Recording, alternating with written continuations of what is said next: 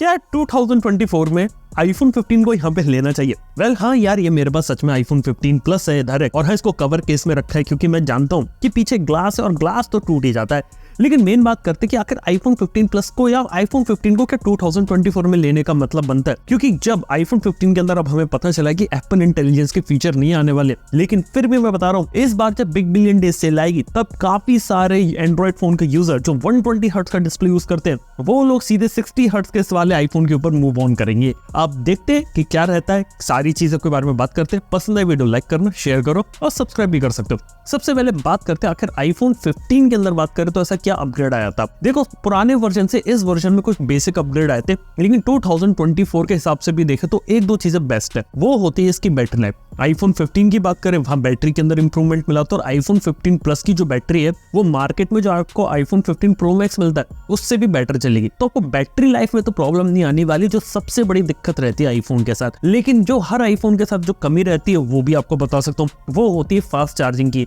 अगर आप लोगों को लगता है कि सैमसंग के फोन स्लो चार्ज होते हैं तो भाई आपको एक बार आईफोन को चार्ज करते हुए देखना चाहिए। कितना भी फास्ट चार्जर लगा लो, आईफोन फास्ट चार्ज होता ही नहीं है। ये आज भी सबसे बड़ी कमी है आईफोन के साथ। अगली चीज के बारे में बात करते हैं वो होती है परफॉर्मेंस। हाँ यार, ये 1 साल पुराने, आप कहीं तो टेक्निकली 2 साल पुराने प्रोसेसर के साथ A16 बायोनिक, लेकिन फिर भी अगर आपको बेसिक टास्क करने वो कर लेगा। परफॉर्मेंस भी डे टू डे टास्क के अंदर दे देगा। इवन यहाँ पे गेमिंग और जो एप्लीकेशन होती है वो भी अच्छे तरीके से चल जाएंगी, क्योंकि इसके पीछे का रीजन है iOS एप्पल की A16 बायोनिक चिप के बीच में जो ऑप्टिमाइजेशन है वो। लेकिन सवाल आता है क्या इसके अंदर हीटिंग होगी? यार बाहर इतना ज्यादा टेम्परेचर चल रहा है, और इतने टेम्परेचर में जब मैं आईफोन को लेकर 10-15 फोटोग्राफ खींच लूँ ना, आईफोन के अंदर लिटरली वार्निंग आ जाती है।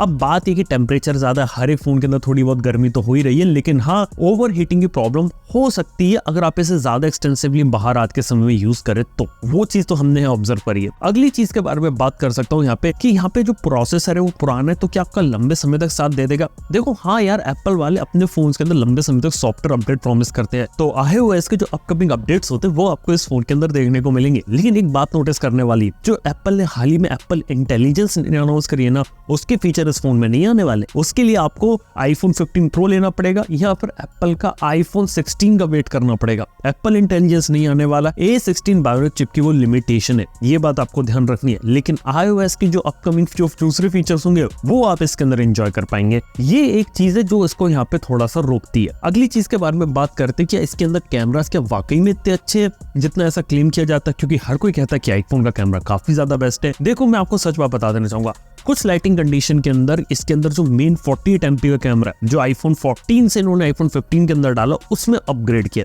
वो बात मैं मानता हूँ कि वहां पे काफी डिसेंट फोटोग्राफ ले लेता है। लेकिन फिर भी मैं बोलूंगा जो फ्लैगशिप लेवल के एंड्रॉइड फोन है वो HDR प्रोसेसिंग बेटर करते हैं। इसके अंदर कुछ केसेस में मैंने HDR प्रोसेसिंग देखी है कि इतनी अच्छी नहीं होती। अगली चीज जो आईफोन के कैमरा का जो सबसे बड़ा पेन पॉइंट बना है, जो मैंने खुद ने ऑब्जर्व किया, वो है यार इसके अंदर लाइट फ्लेयर के इशू आते हैं। एंड्रॉइड के अंदर आप 40-50 हजार रुपए के ऊपर का फोन ले लो, उसमें लाइट फ्लेयर वाली कभी कोई दिक्कत नहीं आएगी। इसके अंदर लाइट फ्लेयर के इश्यूज अभी भी है। और हाँ, अगर आपकी प्रायोरिटी सिर्फ स्टिल फोटोग्राफी के कैमरास लेने की, मैं आपको सच बता रहा हूँ, सैमसंग का S24 अल्ट्रा, वीवो का X100 Pro, ये ऐसे फोन से जो बहुत अच्छी फोटोग्राफ यहाँ पे निकाल कर दे सकते हैं। लेकिन वहीं बात करें वीडियो रिकॉर्डिंग के अंदर, वीडियो रिकॉर्डिंग के अंदर आज भी आईफोन किंग है। ये डॉल्बी विजन HDR में वीडियो रिकॉर्डिंग करता है। फीचर ऑन पेपर काफी अच्छा, लेकिन ये यूजफुल बिल्कुल भी नहीं है, क्योंकि डॉल्बी विजन को सपोर्टेड डिस्प्लेस भी कम है। और HDR पे जब वीडियो देखते हो यार इतनी ज्यादा ब्राइटनेस हो जाती है कि आपकी आंखों को प्रॉब्लम हो सकती है। कई बार आईफोन के अंदर आपने HDR रील को देखा है, तब आपको पता चल जाए कि एकदम से जो ब्राइटनेस आती है वो क्या है। वो मेरे को इतना यूजफुल फीचर नहीं लगा।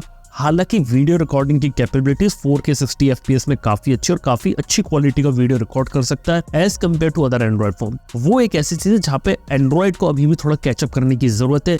वीडियो रिकॉर्डिंग के मामले में जो उसके क्लोजेस्ट जो कंपटीशन जो मैंने ऑब्जर्व किया ना, वो किया है यहाँ पे सैमसंग का S24 अल्ट्रा, जो कुछ हद तक इसके क्लोज यहाँ पे आ सकता है। लेकिन फिर भी आईफोन को वीडियो रिकॉर्डिंग में अभी भी थोड़ा सा एडवांटेज यहाँ पे मिला हुआ है।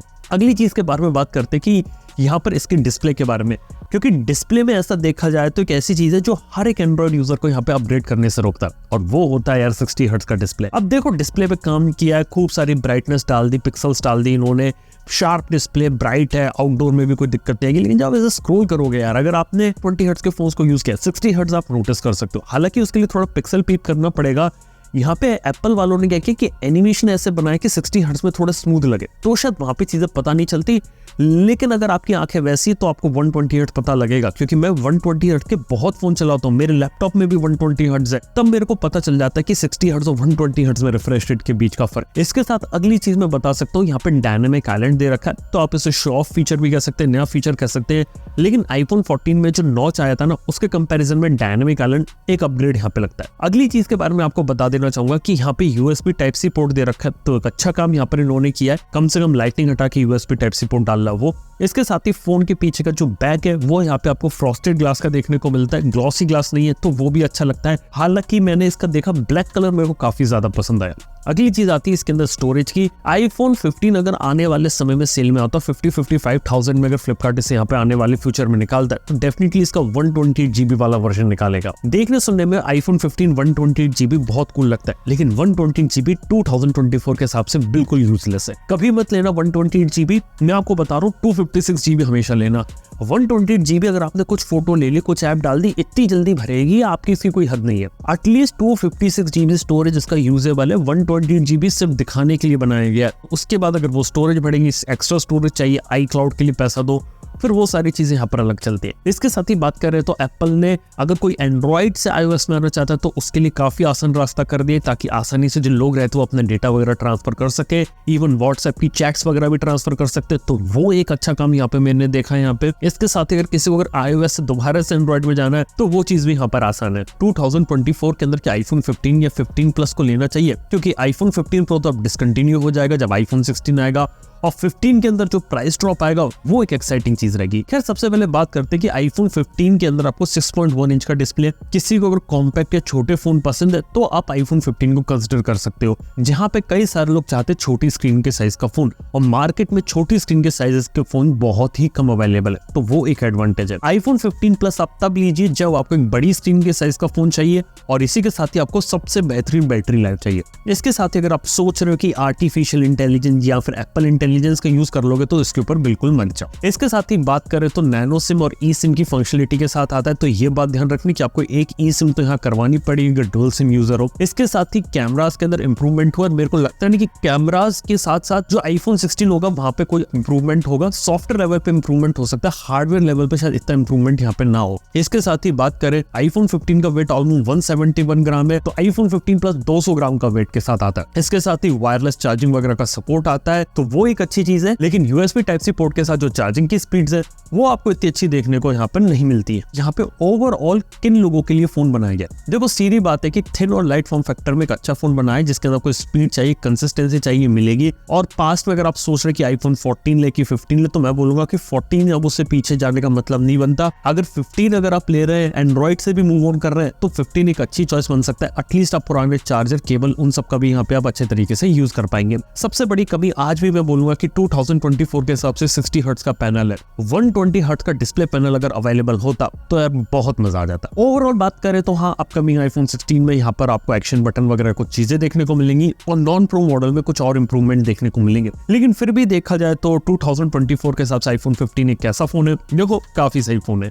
अगर डिस्काउंटेड रेट में अगर आपको 60,000 रुपए के नीचे अगर आईफोन 15 मिले तो हाँ, अगर आईफोन ही खरीदना है तो हम बिल्कुल उसे कंसिडर कर सकते हैं। एंड्रॉइड में आपके काफी सारे दूसरे फोन मौजूद है, लेकिन फिर भी एक साल के बाद भी आईफोन 15 के काफी डेफिनेटली एक अच्छा फोन होता है। कुछ कमियां हैं इसके अंदर, लेकिन उसके बावजूद भी कैसा फोन है जिसे हम थोड़ा रिकमेंड यहाँ पे कर सकते हैं। अगली चीज है कि आईफोन 16 आएगा तो मेरे को लग रहा है कि उसकी कीमत थोड़ी ज्यादा होगी। देखा जाए तो एप्पल का सॉफ्टवेयर का ट्रैक रिकॉर्ड अच्छा है, तो 3 से 4 साल अभी भी अगर आप आईफोन लेंगे तो उसे यहाँ पे चला सकते हैं। तो दोस्तों यार, ये है कहानी यहाँ पे एप्पल के आईफोन 15 की। कुछ अच्छी बातें भी एप्पल की, इकोसिस्टम वगैरह, सॉफ्टवेयर अपडेट जल्दी आते हैं, आपके यूनिक फीचर्स आते हैं, लेकिन कुछ कमियां भी हैं जैसा मैंने आपको बताया। बाय द वे, आप लोग आईफोन को चूज करो कि एंड्रॉइड को चूज करो, ये बात नीचे कमेंट बताइए। थैंक यू बने रहने के लिए। मैं आप सुनता हूँ नेक्स्ट वन के अंदर। Good bye.